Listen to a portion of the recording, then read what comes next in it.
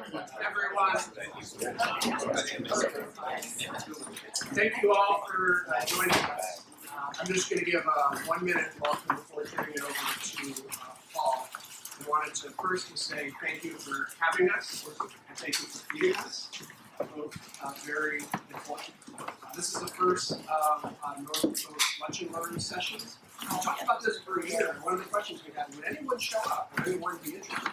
So it's great to see so many people here today. There's a really neat mix of members, non-members, innovation council, and a scary number of smart marketing brains in the room. Many of whom I know you know. So the questions I think will be good. We've been investing in companies that use AI for a long time. We've been investing in companies that really use AI before I think people were saying AI.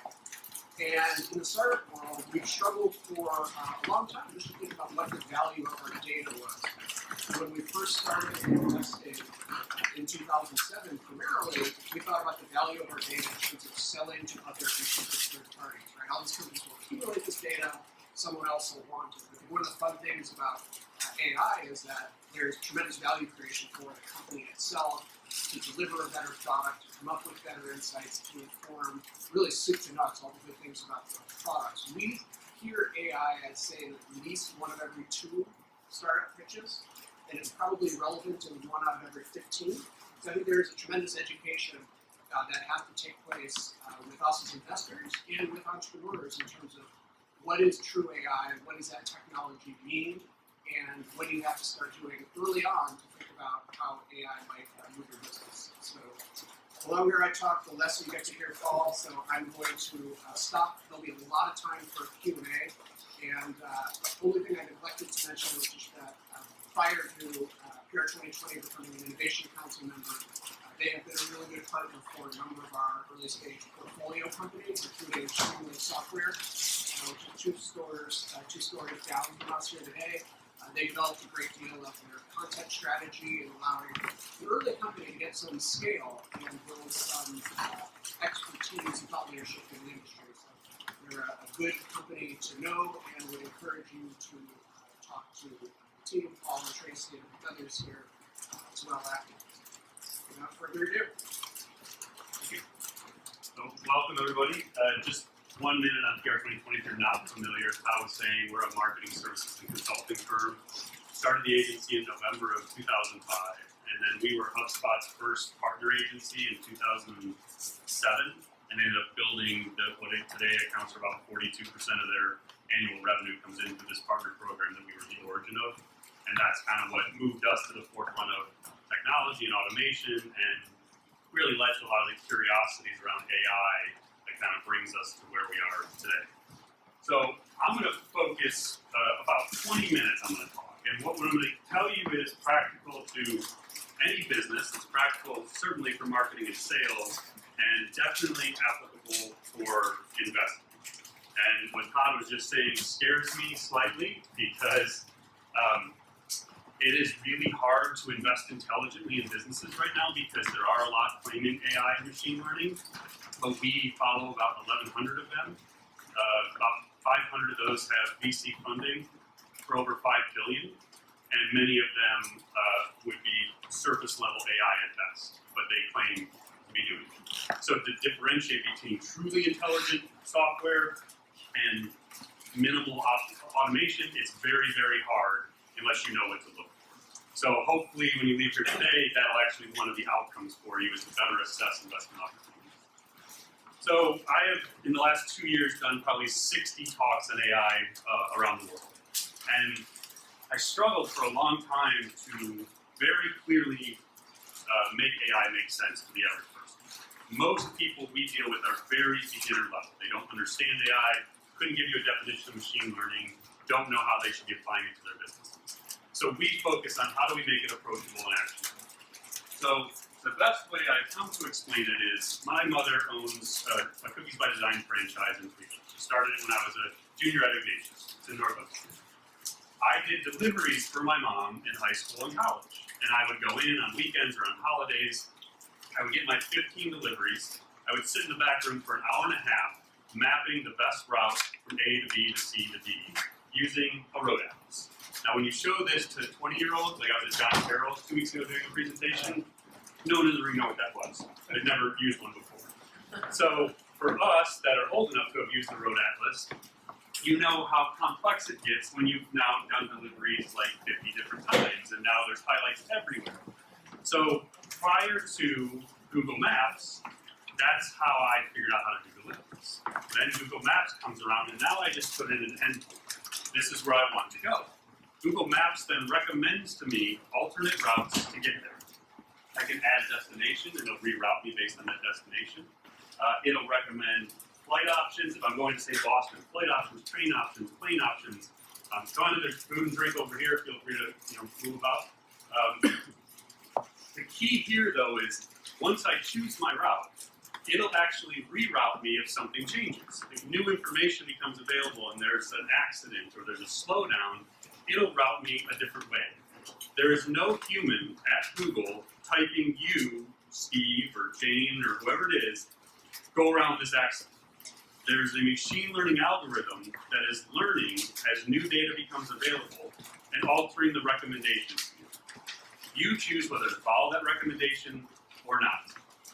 What it is doing is it's making a prediction.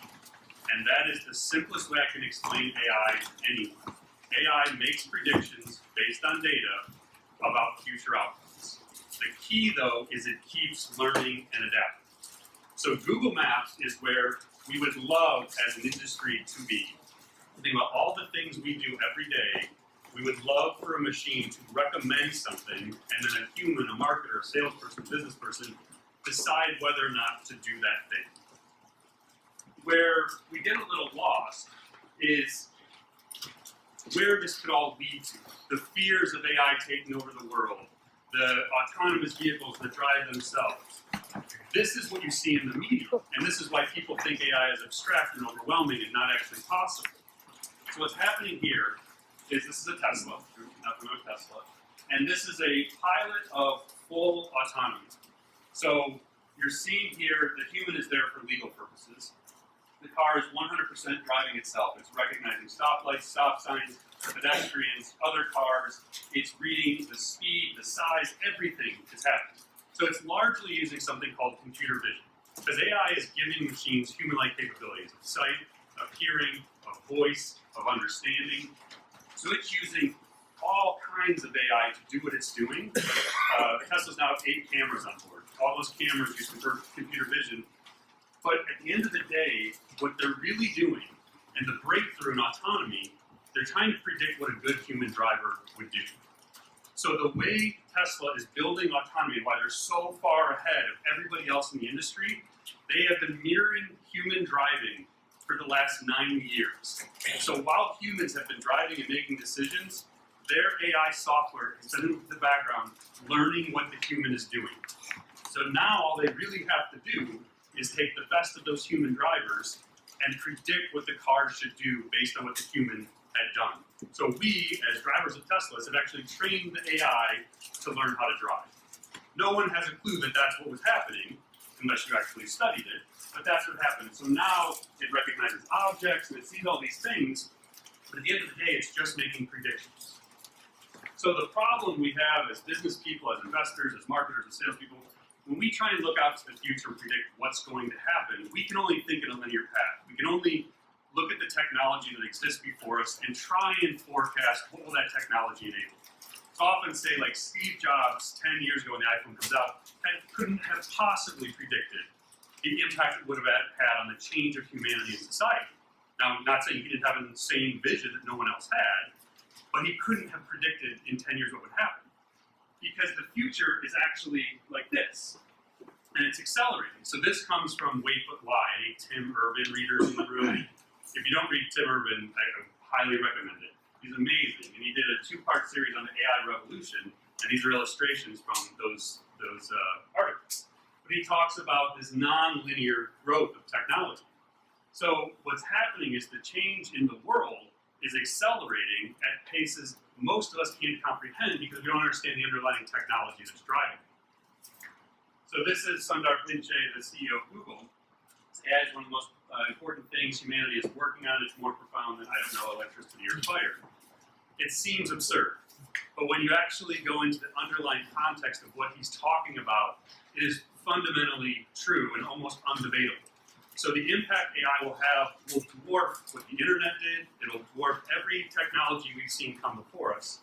And there's people like Sundar, Microsoft, Adobe, all the major tech companies, this is where their energy is going. You see Microsoft AI ads. You see Google talking about AI in their ads because they're preparing us for the future. They're starting to make people comfortable with these topics because it's what's going to drive what they do. So when I looked at the practical application for us, so again, we're a marketing services firm. We largely do content creation and strategy to grow top of the funnel subscribers and audience, and then convert them into leads, and then leads into sales. Basic sales and marketing playbook. I estimate about 80% of what we do every day will be intelligently automated in the next 3 to 5 years. And I'll explain a little bit more what that means, but think about writing email subject lines, figuring out when to send emails, A/B testing landing pages, how to spend $10,000 in media buy, how to reallocate that based on real-time factors, when to post social media updates, what images to use, literally all of it will be done by machines. So Gartner forecasts AI-derived business value will reach $3.9 trillion by 2022. I think they're off by a magnitude of at least 2. Largely because their growth curve is going to end up being wrong. There's no way it slows down to 17% in that short of time period. I think McKinsey is going to be a little bit closer. I'll show that in a second. But when Gartner talks about where this value is going to come from, they say customer experience, which is extracting more value, revenue from your existing customer base. Then they look at cost reduction. Those are the 2 primary reasons you apply AI. Drive revenue up, drive costs down. So cost reduction, look at those things that can be intelligently automated, and then applies algorithms to do that. I'll touch briefly because you brought it up when we were here. This is a good question. So in the media, the major platform companies are going to talk about, we don't want to automate the workforce out. We don't want to get rid of jobs. We don't want to do this. The reality is they're beholden to stockholders, and they have to drive costs down. If the opportunity exists to eliminate humans from the workforce, it will happen. That's what gets talked about behind closed doors. The reality of the media is you won't hear that side of it. But that is the reality of where this will go. And businesses will have to make choices around how they continue to build a workforce and actually build more human brands when the reality of what they are obligated to do is drive down costs. The other piece is new revenue. So using AI to find new markets. I think they're wrong again here, because that's actually something you can see done now. Like Salesforce uses Einstein's to find niche markets that you would never even consider targeting and can drive sales to those markets. Again, people would never even find these niche markets. So McKinsey estimated about $6 trillion in annual impact. They don't put a year on when that's going to happen, but soon. And then they break it down into different ways. Again, in marketing and sales, pricing and promotion. Humans should not be figuring out prices. When to run promotions, how much to promote, customer service, next product to offer, that's like Amazonification, like predicting purchase patterns, customer acquisition, marketing budget allocation, churn reduction, channel management. So take a quick step back, it's like, okay, so what is it? The best way to understand AI is it's an umbrella term for technologies and algorithms that make machines smart. So you hear AI and machine learning almost used synonymously, it's a bit misleading. AI is the broad term. Machine learning is the primary subset. So machine learning, again, is all about making predictions on future outcomes. The vast majority of solutions that exist today, the companies you're probably getting pitched by, they're using some variation of machine learning. You can get into the geek stuff about linear regression and clustering and all the different things they can do, but basically there's different ways you can apply machine learning to make predictions. Deep learning is actually a subset of machine learning, and it's trying to give a machine the human-like capabilities of vision and hearing. So like Alexa uses deep learning because it's using voice recognition, and then it's actually replying to you, which is called natural language generation.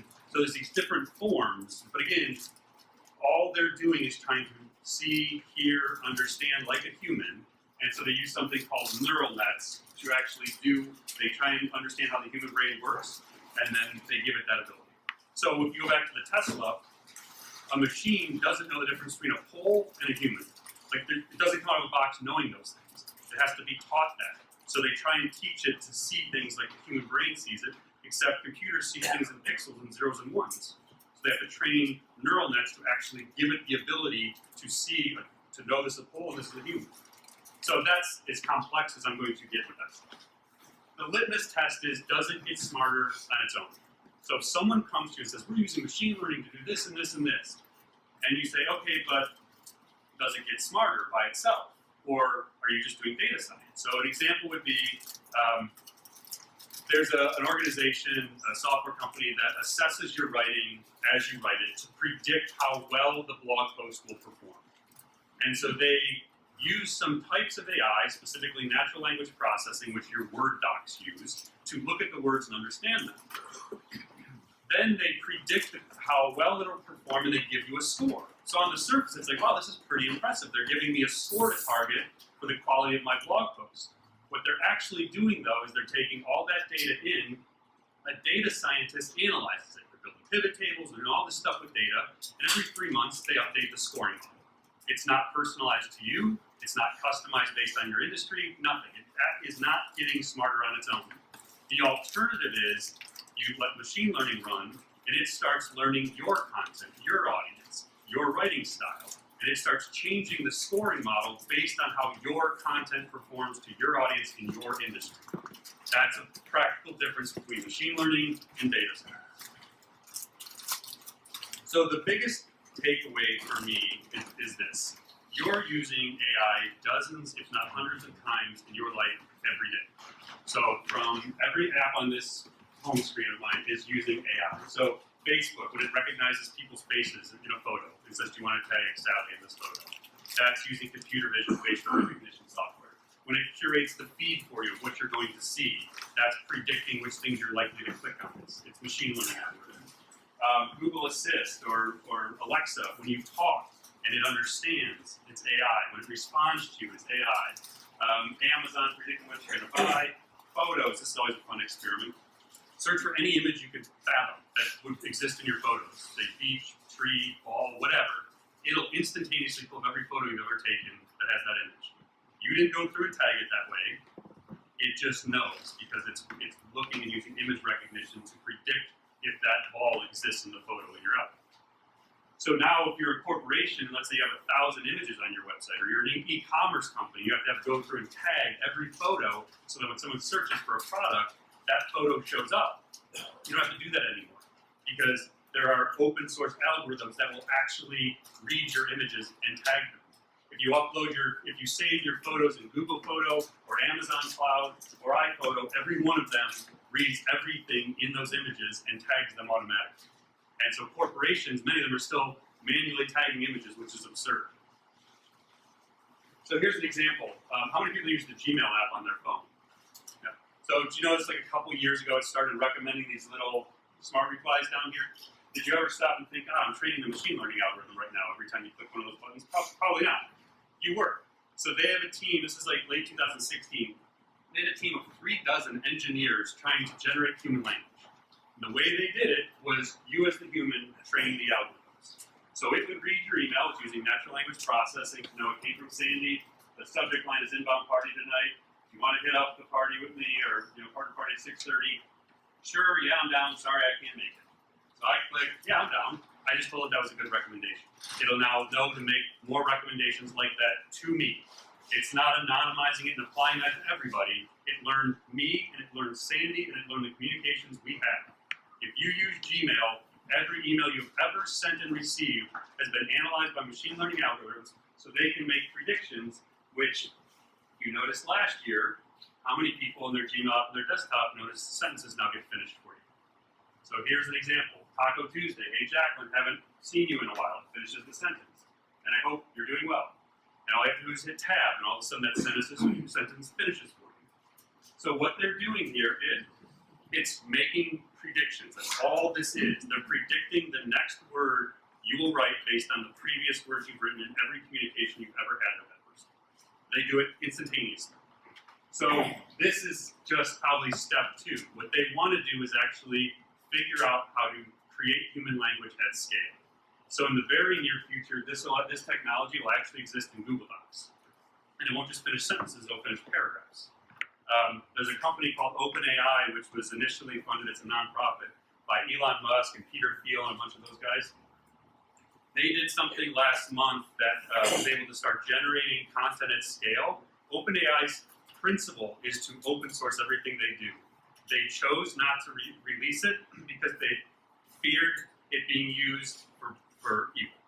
So, and they literally said that in the blog post. We are not opening this up. We know other people will figure out what we did, but we need to give the industry time to figure this out of what this means. Because in the 2020 election cycle, you will not know whether the photo is real or not because deep fakes can be manufactured by algorithms. You won't know if content is real because it can be manufactured by algorithms. It'll literally change society in the next 2 years to the point where people are racing to build algorithms to figure out whether content and images are real. The government has billions of dollars. DARPA is pouring billions of dollars into trying to figure out whether videos, photos, and content are real. And we're trying to figure out how to optimize emails. So that's my point to you is what's actually happening is so far beyond what we can fathom, and we just sit here and try and figure out social media and email and optimizing buttons. So 7 things to know, and then I'll give you a few tips of how to get started, and then I'll just open it up to questions. So despite the dystopian way I started this, that jobs will go away, they will. They also will create new jobs that we can't imagine yet.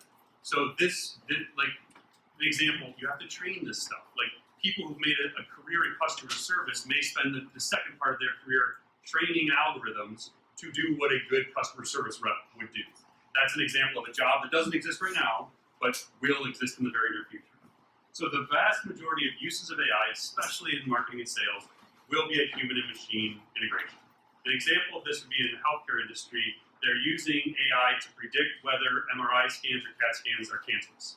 And so they've trained models to read and identify anomalies within the scans, and then they surface that for the doctors, who then look at it and say, is this right or not? And they'll give you a probability that it's actually cancerous. The human still makes the decision, but the error rate reduces, and the amount of time spent on the more manual task goes away, and now the human uses judgment.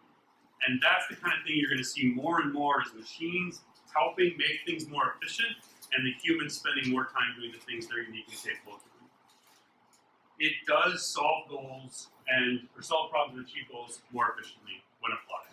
So machine learning drives massive efficiencies if it has the right data to be trained on and put loose on the right problem. So all these are, if you're not familiar with the MarTech landscape, there's like 6,500 logos on there. They're all marketing software companies. That would be obsolete within 3 years if they don't infuse machine learning in everything they're doing. Because someone else is going to, and it can be a college student that can build it over the weekend. Machine learning isn't hard to build if you actually know what to do and have the data to do it. The data is the key, but building machine learning algorithms, there's only like 8 standard machine learning algorithms you need to understand to be able to know what's possible. If you can actually build stuff, anybody can build it. We mentioned the importance of data and the training that goes into it. So you're not going to get it right the first time. This is like, you need to test, revise, be running pilot tests. Because as an organization, you don't just say, oh, we're going to go all in on AI and try and do 50 projects at once. You do one thing, you learn, and you kind of keep going. This I'm not going to spend a lot of time on, but it's a critical topic, and I just alluded to it. So if you think about Cambridge Analytica and the scandal with Facebook, what Cambridge Analytica did with people's data, they tried to manipulate behavior, manipulate emotion, create fear within people, tear people apart. That's manufactured by algorithms. That's child's play compared to what's going to happen in the next election cycle. So you can use this stuff for evil. If you don't have an ethics policy within an organization, if you're investing in companies that don't have an ethics policy, if they don't protect their data properly, they can get hacked. You can contribute to really evil things being done very quickly. So you have to look at it through the lens of how do we apply this for good. As I mentioned, it does actually have the ability to make us more human. Because it'll free us up for a lot of the mundane details, we can actually think about culture, creativity, strategy, empathy, community. You can redirect resources to become a better organization, to become a better professional, but it takes a concentrated effort. If by now you're terrified and completely overwhelmed, we're here. Like 99% of marketers in the world have no clue what you just learned in 15 minutes. They literally couldn't tell you any of that. So the opportunity is massive. As investors, it's huge. As businesses, it's huge. As marketing professionals, it's huge because no one gets it yet. And so the way you can create a competitive advantage here is going to be like unlike anything else before. Which leads us to the last. It can actually be a competitive advantage for organizations that look at it the right way. The 3 steps to get started. There's 2 ways you do AI. One is you find a problem you have and you try and solve it more efficiently with AI. And you need help to probably identify that stuff and figure out how to do it. 2 is you can literally just do the spreadsheet. Make a list of everything you do in a given month. Create a column for how many hours you spend doing it. Create a column for how much money you spend doing it. Create a column for how valuable it would be to you to intelligently automate that task. You don't even have to know if AI exists for it yet or not. Then filter by the value column. Start with your, say it's 1 to 5, start with your 5s and just search AI to manage media spending, AI to post social media updates. And there are tools to do almost every one of those things. That's just in marketing and sales. Business, you could probably apply the same thing. So look for those opportunities to find quick wins that you can intelligently automate. The second, and again, if you're not a data analyst, data scientist, you're going to need help here, but have someone who knows what they're looking at, look at the data you're using and say, how can we use this more intelligently? How can we use this to make better predictions on our business? That's the main thing. The other is, what data do we have access to we're not even using yet? And could we use that to make better predictions on our business? Predicting goal, predicting churn, predicting sales, predicting whatever it may be. You can start at a high level and kind of work down granularly. But what are the KPIs for your business and how can your data help you make better predictions? And then the third is there's a major race. So I wrote my second book in 2014, and at that time, everyone was pouring their money into marketing automation companies. Salesforce bought ExactTarget for $2.5 billion. HubSpot had IPO'd, at $1.5 billion. Marketo had IPO'd. Pardot had got acquired. Like, everybody's rolling up automation. And the thing I would say is, like, the great irony of marketing automation is it's manual. All they do is give you a tool set. You have to write all the rules. And yet, 4 years ago, that's where all the money went. Now the money's going into things that actually intelligently automate tasks. So look at your core tech stack. If you use Salesforce, Marketo, Adobe, HubSpot, whatever it is, go talk to them and say, do you have features we're not using yet that can drive efficiencies? Because they probably do. Salesforce has spent billions buying companies that they've rolled up into Einstein. And then just a quick thought on advice for investing, and this is maybe the most important thing I can tell you. Demand smarter technology. If it's a marketing and sales software company, they have to be building AI-powered software because the investment will be worth nothing in 3 years if they're not. And they have to have a vision for it. If they don't, get someone on their board who does. Because it's hard to find people who can actually look at the potential of the product and the data they'll have access to and have a vision for how to apply that for the future. Most CEOs aren't the right people to do it that exist right now. That's what you have to do. And as a company, if you use software, demand smarter tech from your vendors. It's the main thing that we're going to be pushing for with what we're doing through our Marketing AI Institute is demand smarter technology.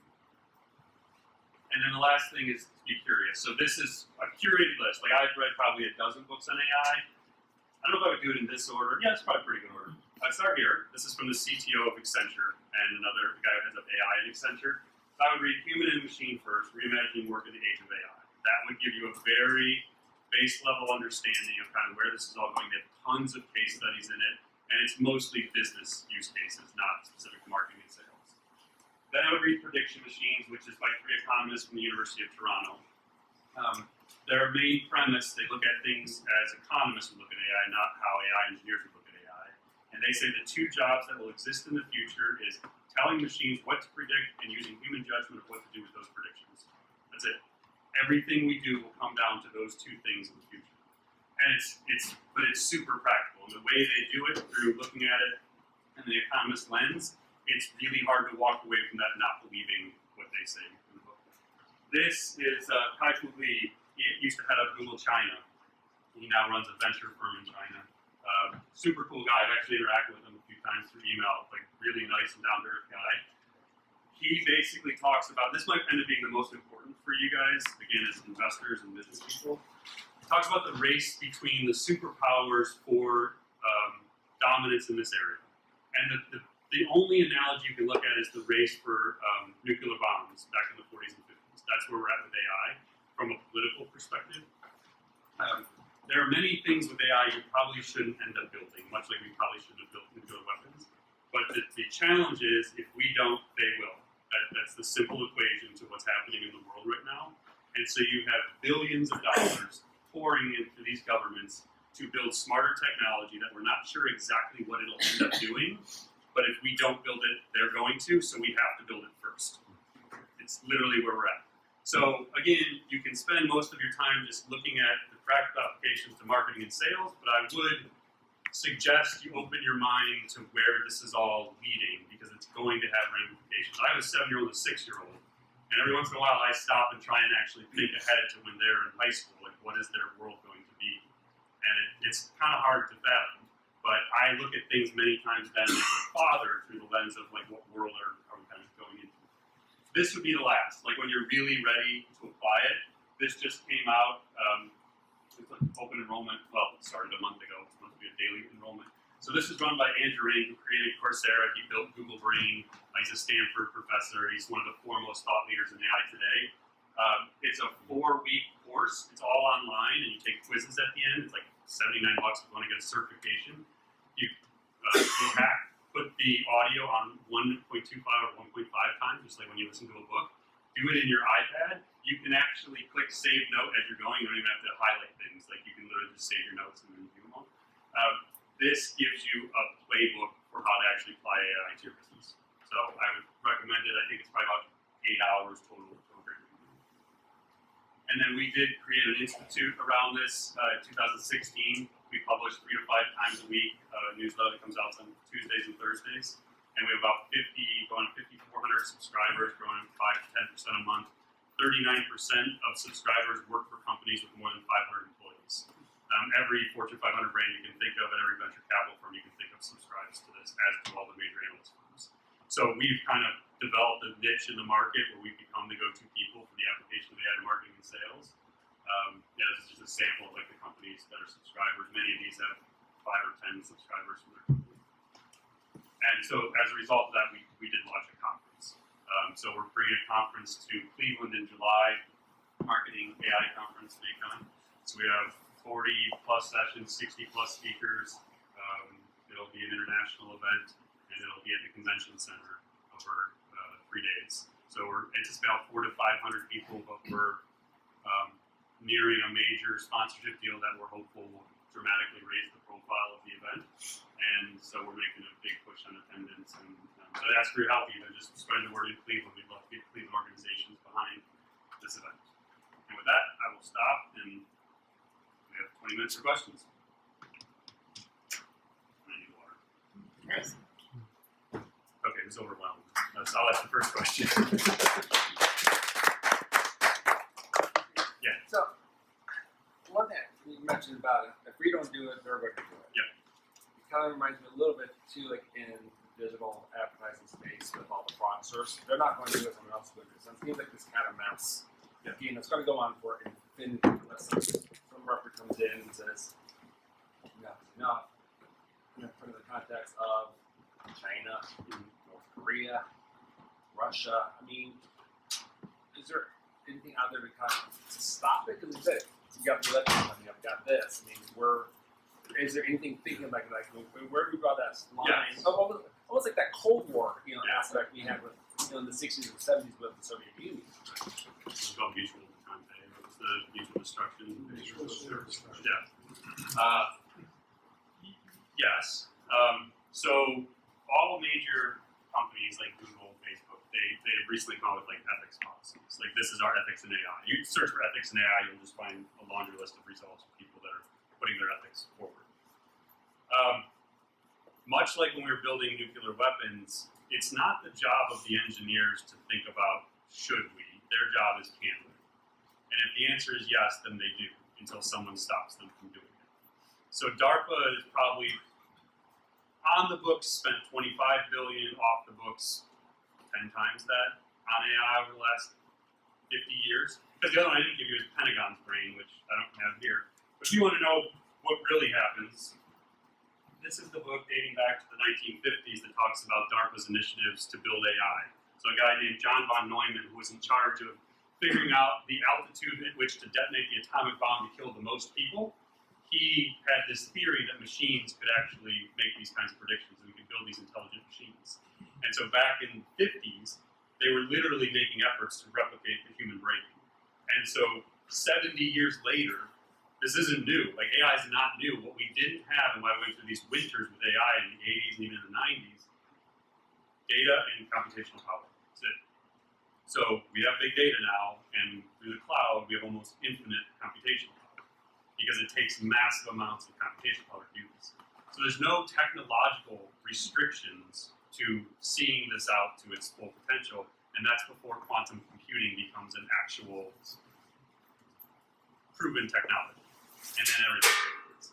So the good answer is yes, there are people who think about it. Unfortunately, it's like Elon Musk is out there from a mountaintop screaming, this is going to go bad. Mark Zuckerberg's on the other side, no, it's not. Well, Mark makes a business on people not being afraid of this stuff. And so somewhere in the middle is the reality of what's actually going to end up happening, but none of them know it. So the short answer is there's no proven guardrails that will actually stop anything. But there are a lot of people that understand the importance of having conversations around ethics and protecting us. Yeah. So if you think about like the buyer's journey, or even users' journeys, how do you think people will become more educated? Thinking about your kids, I have a 14-year-old, a 10-year-old as well, so that's a concern of mine. But if we're aware of the fact that we're being served up this information that's been possibly not curated by a human, do you think the consumers will become more intelligent, and will that make it better? I mean, is there hope? I mean, it seems like So, positive. yeah, the best way I can explain it is like over the last 5 years, have you ever once, when Amazon recommended a product and you bought it, or Google Maps routed you around, or Alexa answered your question, or whatever it was, that all of a sudden your life was just a little bit better? It was more convenient, things were more personalized to you. As someone who's probably intelligent about the use of data, did you ever stop and think, God, this is really smart, it's getting smarter, I should stop doing it? Probably not. Because you get so used to convenience and personalization that the exchange is, all right, Google, that now owns Nest Cams, which with computer vision, it recognizes the faces of your family members. Google Assistant that knows the voices of your family. Google Maps that knows everywhere you've been. Google Gmail that knows everything you've done. You upload your photos. It knows your entire life. And so if you start thinking about what Amazon has done, why would they buy Whole Foods? Well, because they know your online life, and now they know your offline life. It's like it is a race to own as many assets as possible, to consolidate as much data as possible, to make better predictions about what you will do next. So the exchange rate is convenience and personalization, and the next generation couldn't give a shit. Like there may be anomalies that do, but they don't care about privacy. Right. So that's the phrase, it is the It powers everything. So thinking about your presentation, you're talking about how a company will automate, use AI to automate, et cetera. What those AIs or machine learning implementations don't necessarily know is what the other competitors are doing. And so a good example of the problem space that creates is in high velocity trading systems. Yep. Right? Where we have flash crashes. Well, 70% of all trades on Wall Street are done by machines with no human interaction. And so, how do you, here 2020 or as an individual, think about the fact that if you're automating marketing emails, it's not just the emails that the individual is receiving from your company, it's actually all of the emails that they're receiving, right? So if you ask a guy, how often do you buy shoes? He might say, once a year, and I hate going and doing it.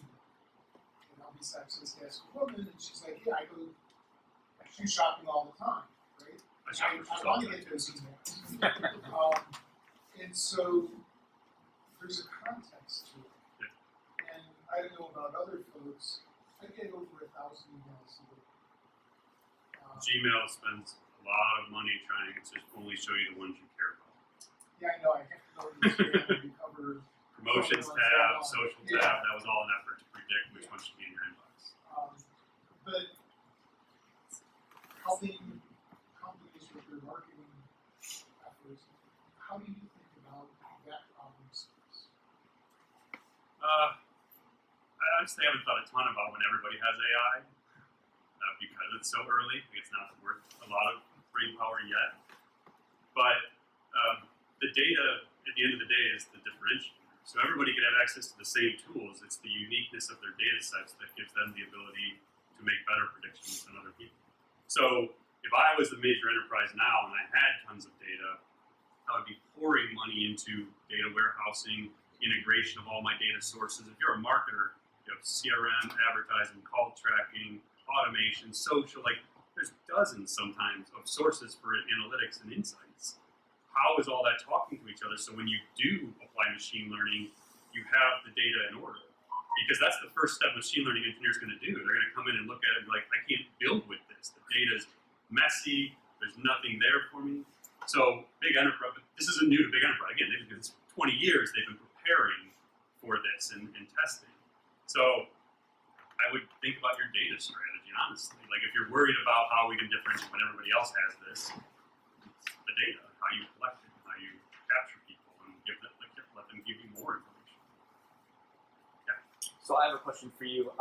Coming from someone in marketing, one of the things that we've noticed, especially with Facebook, is, and you kind of mentioned this with Cambridge Analytica, is the pulling back of certain data sets. So not having information like household income available or credit status anymore. Lawsuits will do that to you.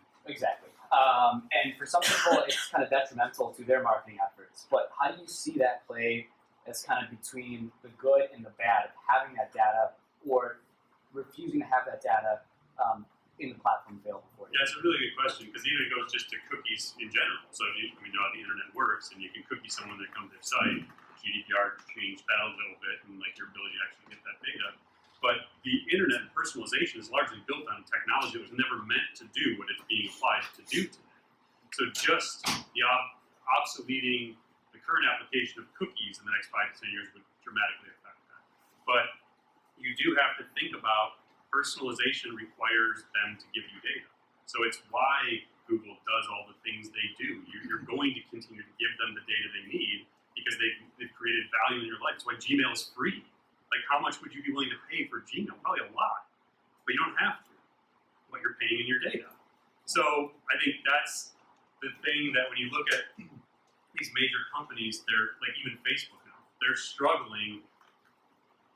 Zuckerberg is at least talking about the next generation, what Facebook will look like. Whether their investors like that or not is yet to be seen. But they realize that the way we capture data is going to keep evolving, and you have to be getting out ahead of that. So just like, let's say if 2 years ago 1,000 people came to your website and you didn't even offer them the ability to accept whether or not you're allowed to cookie them, you said 1,000 people that you know everything they did on the site. Now, those same 1,000 people get presented with, we use cookies to allow it. Maybe 50% of them don't. And maybe in a year, 75% of them don't. Now all of a sudden you have this gap. So it's like, well, how are you going to get that information from them? I guess that's what marketers are going to have to try and figure out. How do we continue to create value and personalize when we might not have the data we used to have? So with that being said, one of the interesting things I noticed, there's some platforms that are coming out with pay for data. So they will pay you to provide your data to use their platform. So that's just really interesting to see. Will Facebook turn into a platform that will pay you to use it, or will you pay to use it? Right. What that transition is going to look like. Yeah, it applies to the investors in the room when you're looking at investing opportunities. And so, well, how are you going to keep getting the data? You're pitching the value of your company is based on you having access to X, Y, and Z. What if you don't? Yep. Like, how does this work in 3 years? So again, that's the whole point. Is like, I'm not giving you all the questions to ask, but I'm hopefully instilling in you. You need to go do a little more homework before you start putting $250,000, $500,000, $1 million, $5 million, whatever, into companies that chances are they don't have an answer to that question yet. But that's fine. You may still invest, but they better go find the answer to that question before you do. Yeah. Great job, Paul. Thanks.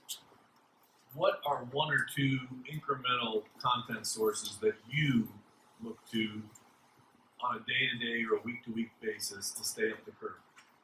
I have a curated Twitter feed. Honestly, that's all the thought leaders in AI. So the way I use Twitter, some people hate Twitter, some love it. I largely use it to curate people whose opinions I respect. And whether it's in politics or sports or AI or science, when something happens, and I think it's important, like OpenAI not releasing their algorithm, how they did what they did, I go to my AI feed on Twitter and I say, are they talking about it? And what are they saying? And that enables me to get a diverse set of perspectives versus one publication, and then I can kind of go through and piece my own opinion together. So Twitter's actually my large go-to, but on AI in particular, MIT Technology Review has a twice weekly newsletter called Algorithm that comes out. Karen Howe, who writes that, is actually going to be presenting twice at our conference. She's leading the panel on ethics, actually. Futurism does a really good job with AI, and then there's a match of probably 3 or 4 others. I can share links with everybody and follow up, but yeah, those are the main ones I look to. And then books, like honestly, it's just.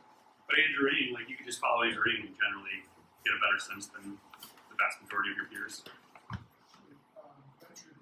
VentureBeat's really good. Yep, they have a conference for like it's almost like an invite only, like C-level kind of thing. Yeah, VentureBeat does good. Anybody else? Yeah. Could you describe the applications you had up there in marketing applications? Yeah. Promotions, all that you're talking about the promote, stock promoting, pricing promotion. If you started from scratch, how would you kind of get started? Do you do like some knowledge engineering of your SMEs to kind of get a jump start? Yeah. Or external databases you want to get data, or you just start accumulating if you from scratch? So the question is how do you get started if you're like looking at all these potential use cases? So we actually built a tool for this exact thing called AI Score for Marketers. And what we did is we built this framework called the 5 Ps of planning, production, promotion, personalization, and performance. And then we look at companies that build AI-powered tools and we group them within one of those 5 Ps. And then we look at the use cases that they intelligently automate, and then we rate how intelligently automated they are. So it's just how I have to think about things. So we did that, and then we built this assessment tool that lets you actually go through and rate on a 1 to 5 scale how valuable it would be to intelligently automate media buying, A/B testing, creating ad copy, converting voice to text. And what it does when you get done is actually presents you everything you rated a 4 or 5 and matches you with vendors that do that thing. So we created a tool to actually like fast track for people. But I will tell you that like we have a lot of conversations with really big companies now. So Fortune 50 companies will reach out to us like, how do we pilot AI? Some of them are actually like AI first companies, like in the media, and yet their marketing isn't even doing AI yet. Some of them offer AI marketing tools, they don't do AI for themselves. But they're trying to figure out pilot cases. And that's what you do. You need to find a single use case. So many of the big companies that come in are spending millions of dollars on digital advertising. And they're probably paying an ad firm to figure out what to spend. They're paying them to improve the ads, creative, move the money around by channels. That job will not exist in our industry within 5 years. Like, there's no reason a human should be managing digital ad spend. So, again, if you're spending $5 million in digital advertising, I would start right there. Like, where's the greatest value we can potentially get out of AI, or the quickest win we can get? So it really goes back to that identifying where you're spending a bunch of time and or a bunch of money now, and where can we most quickly prove that it's going to help us. And so again, ad spend is a lot of times where the conversation ends up coming back to when people are trying to figure out content strategy is another big one. What to write about, when to publish it. And these vendors that you refer to, they have a database of experiences that they can apply, bring into your company. Yeah, it's sort of an emerging consulting area for us. So what we'll do is we'll do a problem-based approach or a use case-based model, and we'll literally identify the problem statement, develop a hypothesis of how to fix it, look at the issues and drivers that are creating the inefficiency now, and then we'll go through and look at all the use cases that we could apply AI to, map it to the vendors that exist in the market to do it, and then we'll come back and say, here's what we recommend doing, we think it'll save you $1 million a year. So that's, and again, like the places you can go get that done is like McKinsey. Like no one knows how to do this stuff yet. That's what I'm telling you guys. Like, it's so early. Like no one's even built the capabilities to do that. So you're saying these companies are coming in the So how do they even get to a place where they're asking the right questions? Because you said there was this early adopter. Yeah. And, interacting with different chief marketing officers and CEOs folks know, like that. you can't go to a C-level conference these days where they're not talking about application of AI in business. And I'm sure marketing and sales comes up as a driver. So I'm in the K-12 space, which is usually behind, but we're doing that with student data. Yep. So we're predicting on how they'll score on the state test and how they'll be able to read and all that type of stuff. Which is an awesome use case. You get personalized education Yeah. based on all the It's- data of that student. That's amazing. It's amazing, and we're working with Google, and we're a premier partner. They have these new processors. They're opening up their tools. It's amazing, but it doesn't translate through the organization to marketing or to sales. It's still hand-to-hand Correct. combat. It's still, pardot, very human activity centered versus automating it. We So- published an article a month or two ago based on, I think it was a McKinsey study, McKinsey or Gartner, but they did an analysis of 3,000 executives around the world, and they tried to bucket them into like pioneers and laggards kind of thing. They found that only 18% of companies what they would consider pioneers, which means they are actively working multiple pilots of AI and trying to scale it. The vast majority still registered as we don't even understand what it is. Haven't even tried the first pilot project. Yeah. And that was just business. If you apply that to marketing, my semi-educated guess is less than 1% of marketers in the world have proactively tried to pilot AI. Less than 1% of marketers in the world have proactively tried to pilot an AI project. Like gone seeking a smarter way to do X because they don't know what AI is and that it can do X. So they don't look. Some companies though think that they're being super smart by being Einstein. Yeah, it's a shortcut, but and it's not a bad play. Like if you're already with Salesforce, which many companies are, and if they come to you and say, here's what Einstein enables, it's another $800 a month or whatever it is, they may not understand it, but they may be like, okay, well that kind of makes sense. They don't understand the underlying technology behind it. So yeah, that's why I said like that third push, go talk to your tech stack. So if all you do is like, okay, this is actually, I agree with him, like it's gonna change everything. I don't have the time to go read those 3 books and take that course, but I get it. I'm gonna go talk to someone in my company to go figure it out, or I'm gonna direct someone in my company to go talk to Salesforce and say, what do we do? Help us analyze the inefficiency in our current marketing and sales processes, and then you tell us what tech you have that can help us do that better. That's fine. Like if that's all you do, great. But Einstein's only as good as the data that you Correct. have. Yes. Right? So garbage in, garbage out. Yeah. So I think that's a big challenge.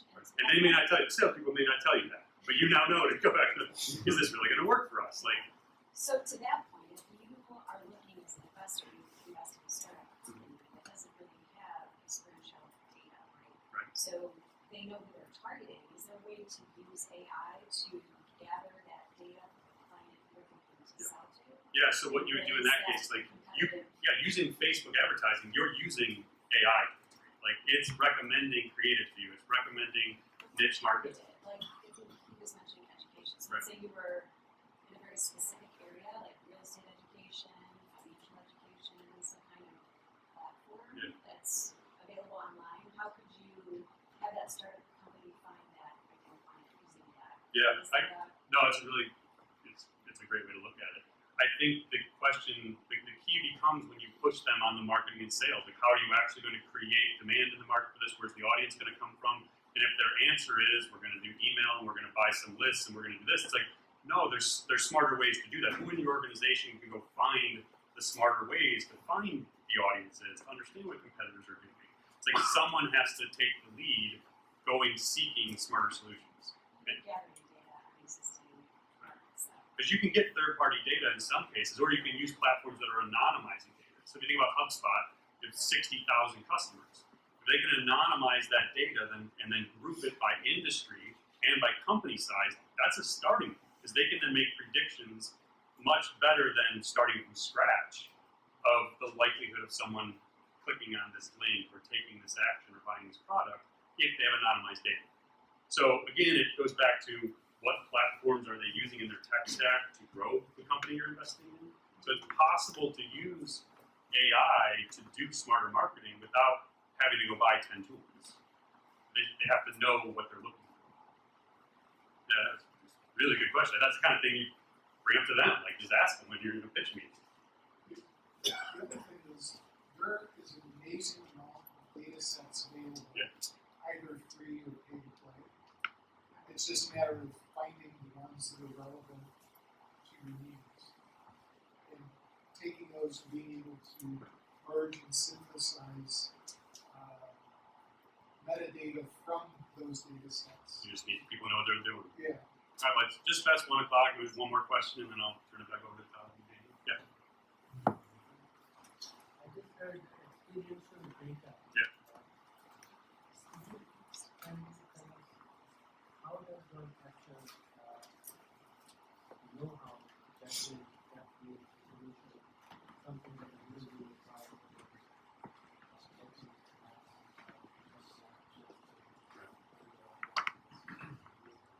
To understand this and apply it. what does that, what do those data look like, how do you understand it?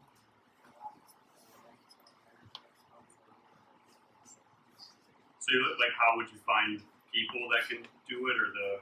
You said that you were one of the two, how do you extricate those data for you it's not moving. Would you mind repeating the question? Yeah. So- what is contrast technology or something? So, if I'm interpreting the talent to help figure out what to do with the data, and then kind of the plan for how to apply it moving forward. Is that? The knowledge that one requires over time, like the data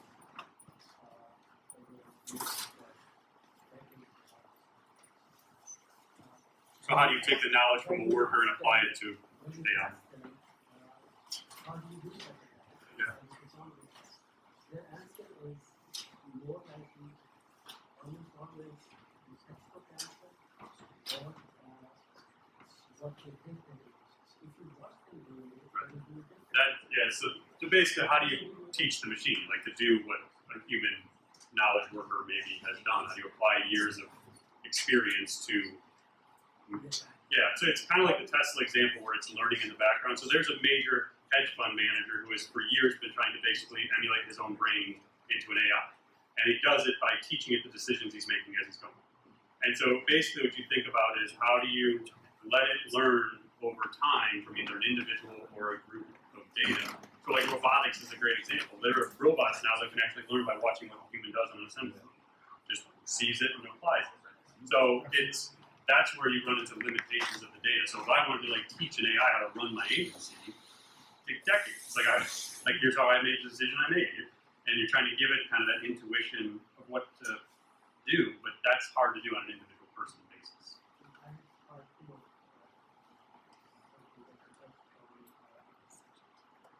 In the past, when the AI research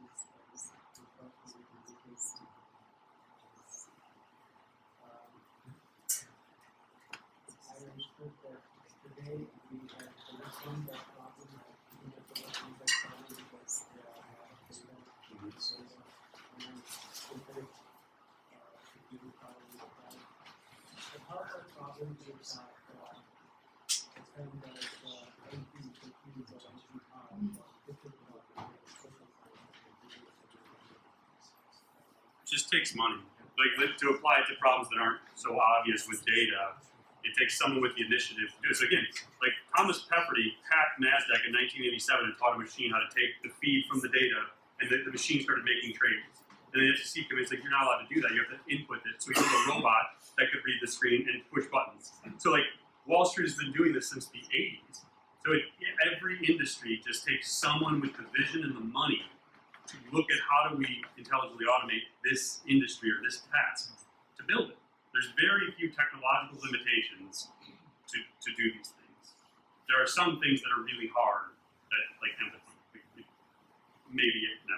So I'll turn it over to Todd. That's some people play about. Please Now we round of applause. For having us today. I think Paul's going to be around for a little while. We're going to do a survey. We'd appreciate if everyone would us your feedback. In that email, we'll also include your contact info, so if anyone has any questions, they can let us know. And the takeaway was there's a lot we should know about AI, and our jobs are safe for another year or two. Thank you, everyone, again. Appreciate it.